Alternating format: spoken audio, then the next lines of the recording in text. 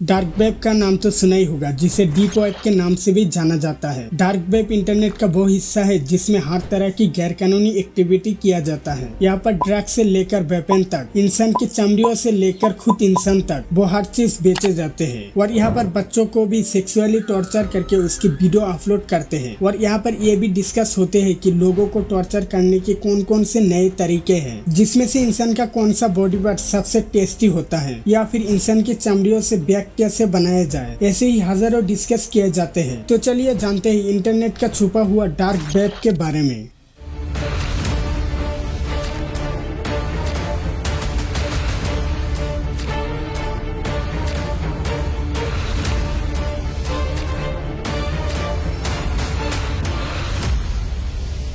Dark web internet का वो हिस्सा है जहां इलीगल चीजों से भरा पड़ा है, जिसे नॉर्मल लोग विजिट नहीं कर सकता। अगर विजिट करने की कोशिश करता है तो वो वहां से कभी वापस नहीं आ सकता, क्योंकि डार्क वेब के अंदर हैकर्स और साइबर क्राइम जैसे लाखों लोग मौजूद हैं जो डार्क वेब को चलाते हैं। बेसिकली डार्क वेब को आप लोग पानी की एक पहाड़ की तरह समझ सकते हो। जैसे इस ऊपरी भाग को सरफेस वेब कहा जाता है। यहाँ पर गूगल, यूट्यूब, फेसबुक और विकिपीडिया जैसे वेबसाइट है। उसके नीचे वाले हिस्से को डीप वेब कहा जाता है। यहाँ पर नेट बैंकिंग, रिसर्च पेपर और मेडिकल रिकॉर्ड जैसे रिपोर्ट्स है जो गवर्नमेंट सरफेस वेब में नहीं रख सकता। और उनके ही नीचे इस छोटे हिस्से को डार्क वेब कहा जाता है, जहाँ पर इलीगल इंफॉर्मेशन मिलता है। यानी हम लोग जो इंटरनेट यूज करते हैं वो सिर्फ 4% का ही है, और 96% इंटरनेट डीप वेब और डार्क वेब का है, जिसे नॉर्मल ब्राउजर या गूगल इंजन से एक्सेस नहीं किया जा सकता। डार्क वेब को एक्सेस करने के लिए टॉर ब्राउजर का इस्तेमाल किया जाता है। टॉर ब्राउजर को इंक्रिप्शन टूल की वजह से छुपा दिया जाता है, जिसकी वजह से इन तक नॉर्मल सर्च इंजन जैसे गूगल इन पर नहीं पहुंच सकता। लेकिन फिर भी अगर कोई VPN ऑन करके टॉर ब्राउजर की मदद से डार्क वेब में चला जाता है तो उसी टाइम हैकर्स को पता चल जाएगा कि कोई नया यूजर डार्क वेब में इंटर कर रहा है। तो हैकर्स आपको अपने चाल में फंसाने के लिए पहले कई पॉपअप एड्स भेजेंगे, लेकिन ये कोई नॉर्मल एड्स नहीं होगा। आप जैसे ही इन एड्स को क्लोज करने के लिए रॉन्ग आइकन को क्लिक करोगे, उसी टाइम आपके कंप्यूटर में कई ऐप इंस्टॉल होगा जो आपके सारे पर्सनल इंफॉर्मेशन और आपकी सभी डेटा हैकर के पास ऑटोमेटिक से भेज देगा। और उसके बदले आपसे काफी सारे पैसे की डिमांड करेंगे, या फिर उस डेटा को किसी इंसान के पास काफी सस्ता में बेच देगा। तो ऐसे में सवाल उठता है कि डार्क वेब में लोग क्यों जाते हैं और उनका इंफॉर्मेशन और डेटा लीक क्यों नहीं होते। वो इसलिए क्योंकि डार्क वेब में वही लोग जाते हैं जिसे खून खराबों की चीजें देखना अच्छा लगता है, या फिर वो जो पैसे देकर किसी को मर्डर करवाना चाहते हो। और इनके इंफॉर्मेशन भी कई बार लीक हो जाता है, लेकिन जो काफी ज्यादा शातिल होता है, या फिर उन्हें जिसको हैकिंग के बारे में काफी ज्यादा नॉलेज होता है, वो ही इन चीजों में नहीं पड़ता, क्योंकि उन्हें पता होता है कि हैकर कैसा चाल फेंकता है, और वो उन चीजों से बचकर सेफली डार्क वेब में पहुंच जाता है। बेसिकली डार्क वेब में ऐसे सर्विस मिल जाता है जो काफी ज्यादा खतरनाक है। अगर किसी को मरवाना चाहते हो तो स्लेयर एजिनेशन और लाइफ रनिंग सर्विस भी यहाँ पर अवेलेबल है। ये इतना ज्यादा खतरनाक और दर्दनाक सर्विस है। बेसिकली इसमें किसी को मरवाने के लिए आप ऑनलाइन सुपारी दे सकते हो। और इनके अलावा डार्क वेब में कुछ मिलेगा तो वो है बाय करने का ऑप्शन। चीजें जैसे drugs, fake licence, fake USA citizenship और इंसान की मीट, और यहाँ तक कि खुद इंसान भी। डार्क वेब में रेड रूम भी है जिससे लोग देखने के लिए जाते हैं, जहाँ लाइव स्ट्रीम के अंदर लोगों को बहुत ही खतरनाक दर्द देते हैं। यहाँ पर लाइव स्ट्रीम देखने वाला ऑडियंस कुछ पैसे देकर लोगों को अपने हिसाब से टॉर्चर करवा सकता है। कोई कहता है 10,000 लो और उनके सारे नाखून उखाड़ लो, या फिर 15,000 लो और उनकी आंखें निकाल लो। यहाँ तक कि अगर कोई उनको मारने के लिए सबसे ज्यादा पैसे देता है तो उनको मार भी दिया जाता है, क्योंकि इसके अंदर जो सबसे ज्यादा पैसे पे करता है उनकी ही बात माना जाता है। लेकिन डार्क वेब में भी रेड रूम इतनी आसानी से नहीं मिलता,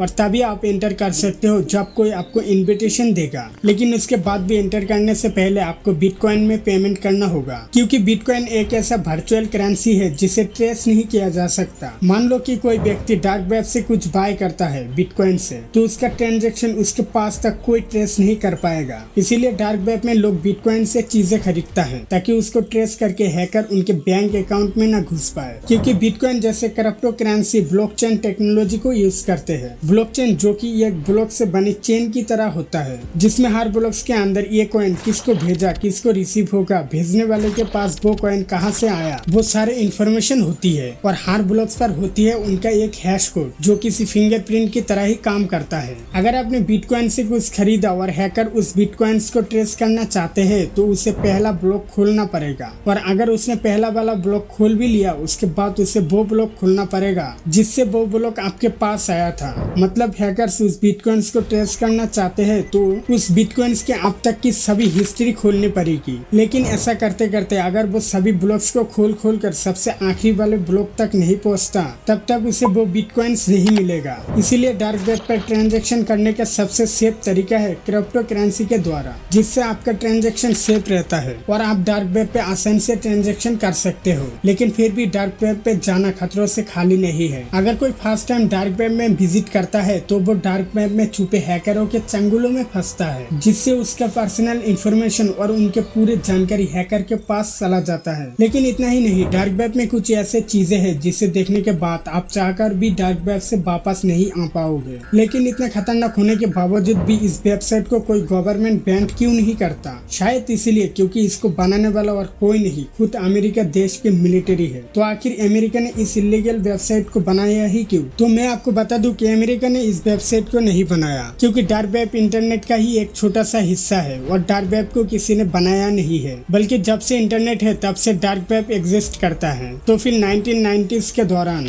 ARPANET advance research projects agency network और यूएसए मिलिट्री मिलकर टॉर ब्राउजर को बनाया, जो एक ऐसा ब्राउजर है जो अपने यूजर को छुपा के रखते हैं। वहाँ पर यूजर्स अपने डार्क वेबसाइट बना सकता है जो .com या .in से नहीं .onion से खत्म होता है, और वो सारे वेबसाइट अननोन रहता है और उनको सिर्फ टॉर ब्राउजर से ही एक्सेस किया जा सकता है। यानी डार्क वेब पहले सबके लिए अवेलेबल था, लेकिन टॉर ब्राउजर बनाने के बाद डार्क वेब को नॉर्मल लोगों से छुपा दिया गया था, वो भी किसी इलीगल कामों के लिए नहीं। वो तो बस एक स्पेस चाहते थे जिसके अंदर वो सब छुप कर सेफली आपस में बात कर सके, ताकि कोई उनकी बात ना सुन पाए या फिर उनका वेबसाइट को कोई हैक ना कर पाए। उनके साथ अमेरिका के स्पाई जो दूसरे देशों में थे वो अपने लोकेशन या अदर कंट्री होने के बावजूद भी डार्क वेब पर डायरेक्ट यूएसए मिलिट्री के साथ बात कर सके, वो भी सेफली। लेकिन फिर 2004 में टॉर ब्राउजर को पब्लिक किया गया, ये कहकर कि सबको अपना अधिकार है अपने प्राइवेसी को प्रोटेक्ट करने की। लेकिन टॉर ब्राउजर को पब्लिक करने की असली रीजन ये नहीं था। उनका असली रीजन ये था कि जितने लोग टॉर ब्राउजर में होंगे उतना ही मिलिट्री को छुपने का जगह मिल जाएगी। यानी अगर मिलिट्री अकेला ही टॉर ब्राउजर के किसी वेबसाइट में डिस्कस कर रहा है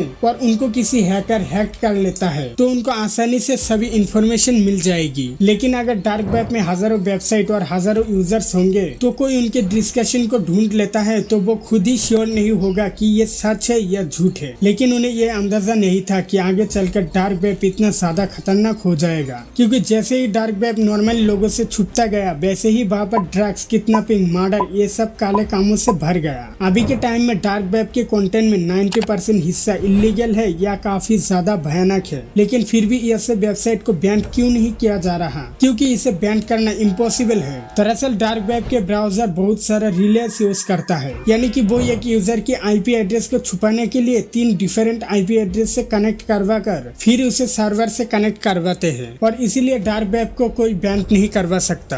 लेकिन फिर भी बड़े बड़े ड्रग्स डील, मर्डर, किडनैपिंग ये सब रोकने के लिए पुलिस भी डार्क वेब पर न्यू यूजर बनकर जाते हैं और उन पर नजर रखता है। लेकिन ये सब पूरी तरीके से बंद नहीं किया जा सकता, बस कुछ कामों को ही रोक सकता है। तो आज का वीडियो बस इतना ही। अगर आप में से कोई डार्क वेब में विजिट किया है तो अपने एक्सपीरियंस कमेंट में बताना, और वीडियो पसंद आया है तो वीडियो को लाइक कर देना, साथ ही साथ चैनल को सब्सक्राइब करके बेल आइकन को ऑल पे सेट कर देना। मैं मिलता हूँ किसी नए वीडियो में, तब तक के लिए बाय।